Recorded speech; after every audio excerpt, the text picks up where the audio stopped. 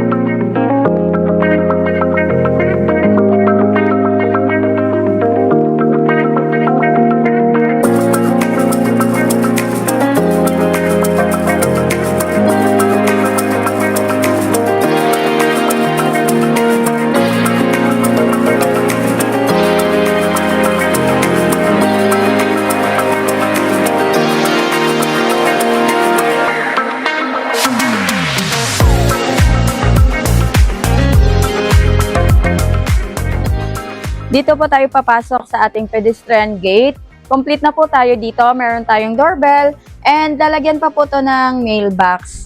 Tapos dito po, we have señorita steps. Meron po tayong mga maliit na garden. Pwede nyo pong ipa-landscape para maganda po siya tingnan. And we also have a very spacious na 2-car park po. 1, 2, 3, 7 by 6 ulit. So, dalawang van ang kasya po dito. Pasok po tayo dito sa ating main door. We have steel door. Our main door is made of steel and numerical lock set para sa ating security. Pero pwede nyo naman din pong palitan just in case. Pero maganda na po ito. Pwede siyang numbers, makakapasok na may code, or pwede ding key. Sa likod po ng ating main door ay nandito po ang ating circuit breaker. Ayan, the circuit breaker, naka-organize na po yan. Nakalista po lahat ng mga mga numbers na yan kung saan siya designated. Yan po siya. After that, ito po ang magiging living area natin. We have sliding windows doon sa taas. And we also have sliding window dito na maliit. So, dito po natin ilagay ang ating entertainment, and pwede tayong magpa-home theater. Pwede po dyan. So, ito talaga for living. And here naman po ang ating dining area. And sa ating dining area, meron po tayong lanay. And na may malaking, sliding door. Yan po siya. And yung mga natin ay may sliding windows na rin po. Ay sliding screen yung ating door para gamitin siya, hindi na makakapasok ng mga insects. Pero may makakapasok pa ring hangin. So that would add for our ventilation and natural light. Sa katabi naman ng ating dining area, is ang ating magandang kitchen. Sa ating kitchen, meron po tayong pantry. Wala pa lang nakalagay na may mga ano to dito. May ilalagay na rack. Tapos na yun, may mga modular cabinets to. Ito, hindi po yan dyan. Kasi ang ilalagay po natin dyan ay microwave oven. Tapos may mga sockets na rin. May sockets din doon. Kasi like kami, gumagamit kami ng yung kuluan ng tubig. Mga gamit sa kusina na kailangang isaksak. And dito, nakaabang na rin po dito ang para sa range hood. We also have glass na stove, mounted stove. Pwede po itong di kuryente and pwedeng gas.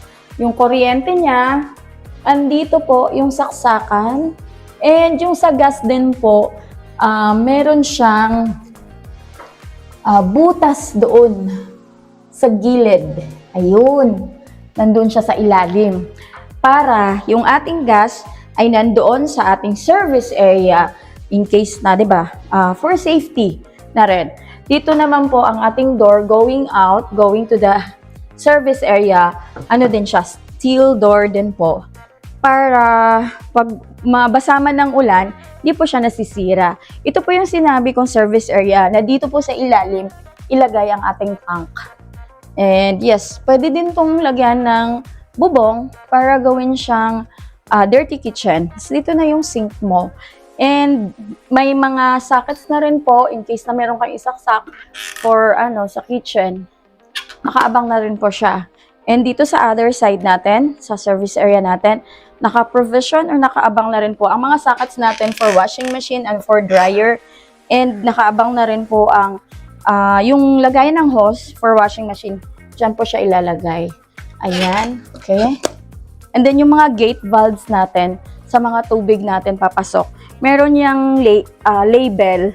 For example, ito sa washing machine. Kung may kailangang ayusin dito sa faucet dito, ito lang yung papatayin para hindi lahat ng buong bahay affected. So may mga rami tayong gate valves para dyan sa So ito na lang, kita dito. Ito naman yung access going to our car park. Marami pa siya. Ito katulad yan, may gate valves din dyan. Ito may mga mga aircon, ganyan. Nakaabang na rin siya. Ito meron ka pang konting lot para magplantito-plantita or pwede nyo rin po siyang ipa-landscape. Alright? Balik po tayo dun sa loob and let's go upstairs. Oh no, hindi pa pala.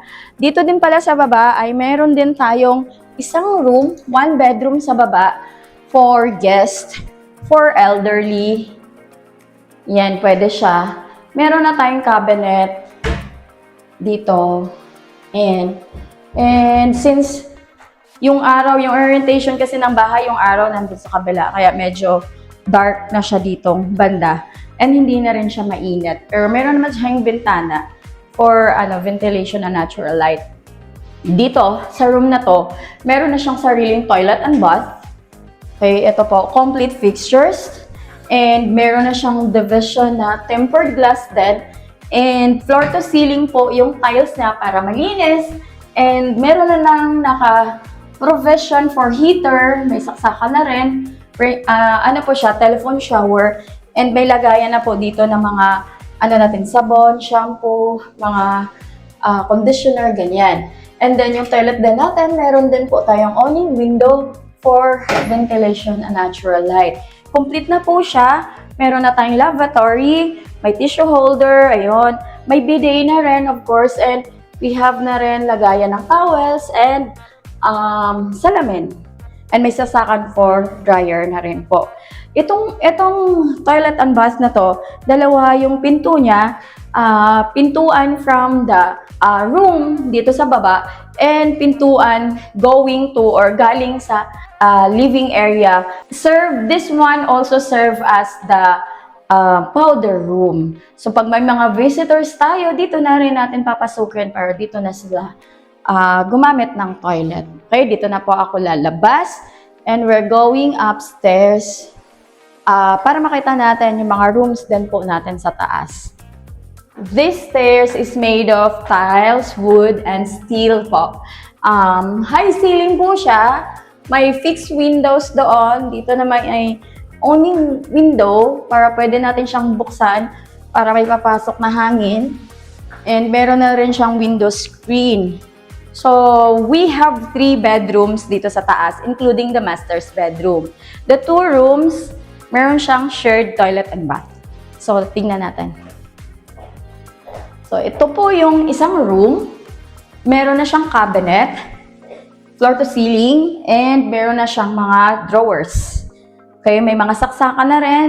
May vanity din po tayo. We have windows. We have provision for window aircon. Ayan na siya. Ito yun. Hindi siya halata lang. Super. And dito po ay may sariling, may shared toilet and bath na meron na rin siyang shower enclosures. Unlike doon sa baba, na kabila lang yung parang half lang ang merong tempered glass, dito po ay yan, buo. Na wala talagang makakalabas na tubig niyan. And then, yung shower niya is telephone shower. Meron din po itong provision for heater. And we have bintana dito for ventilation and natural light.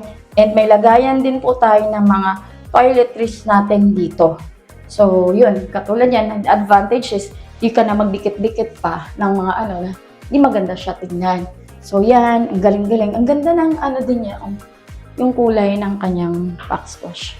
Ito naman, dito sa complete na rin. We have sink, lavatory, we have lagayan ng towel, meron na rin ditong saksakan, may sakat na rin siya. Ayan, complete po. Merong lagayan ng tissue, may tissue holder. Shared ito sa pangalawang room. Ito po ang pangalawang room natin. Same with the other room, meron na rin tayong floor to ceiling na cabinet. Ayan, with drawers na rin po, shelves, and yung pag may i-hanger, kalagay ng hanger. And meron din po dito, vanity, and may shelves din po. So, pwedeng lagyan ng kung ano gusto nyo ilagay. So, books, ganyan. And same with the other room, we also have provision for window type aircon. May saksakan na rin siya. And, of course, meron tayong sariling bintana. Meron kasing mga rooms na walang sariling bintana. So, we have sa bahay ata, may room na walang bintana. So, yun, mainit yun. Ito, meron na siya. May window screen na din siya. Kaya kahit buksan natin itong kabila, ayan, para may makakapasok na hangin. Ganyan siya. So, isasara ko lang ulit kasi aalis tayo dito, mamaya, papasok yung tubig. Sa mga rooms natin, ang ating mga doors ay made of wood. No? And all of our doors ay may mga stoppers po ito. So this one, wala pang stopper. Kakatapos lang kasi talaga nitong model house na to. We have bedroom 1, bedroom 2 with shared toilet and bath. Now we're going to the master's bedroom. Dito sa ating master's bedroom, ang lawak ng ating pwedeng queen size bed. Queen and king, pwede rin. So, malaki. And ang ganda lang, may accent yung ating room, no? And we have cove ceiling and drop ceiling. Parang pag ganyan kasi siya pa cove and may naka-drop na accent, ganyan. So, we have fixed windows and sliding windows. Ang laki ng ating cabinet. Dalawa siyang ayan. So, may drawers na rin siya. Nice. Meron din sa kabala, malaki din. And we also have vanity na rin. So yan, dalawa pala siya. Pareho ba? Pareho siyang ganyan. Hindi. Yung dyan, parang more on pang hanger and then may drawer din. Andito, pag itutupiin mo siya, yan, mga gamit. So katulad ko na medyo cute. So hindi ko kayang abutin yun. Pwedeng ang ilalagay as yung hindi masyadong ginagamit.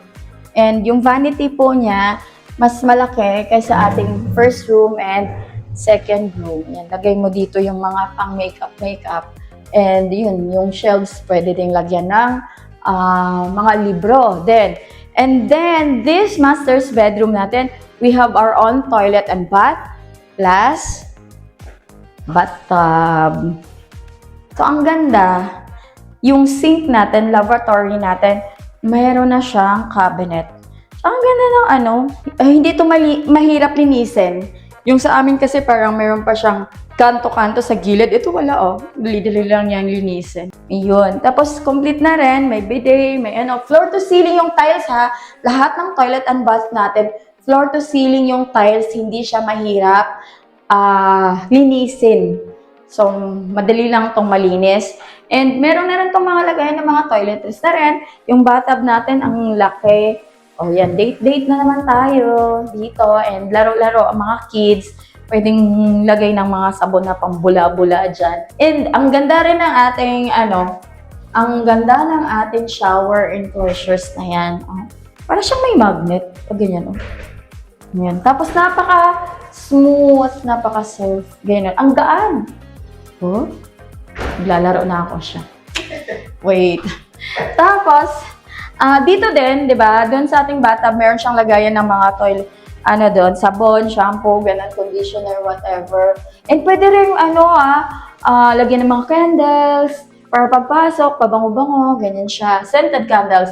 And, ang kaibahan dito sa shower room na to, is meron siyang rain shower. Sa other, toilets, bath natin, toilet and bath natin, lang siya, telephone shower lang.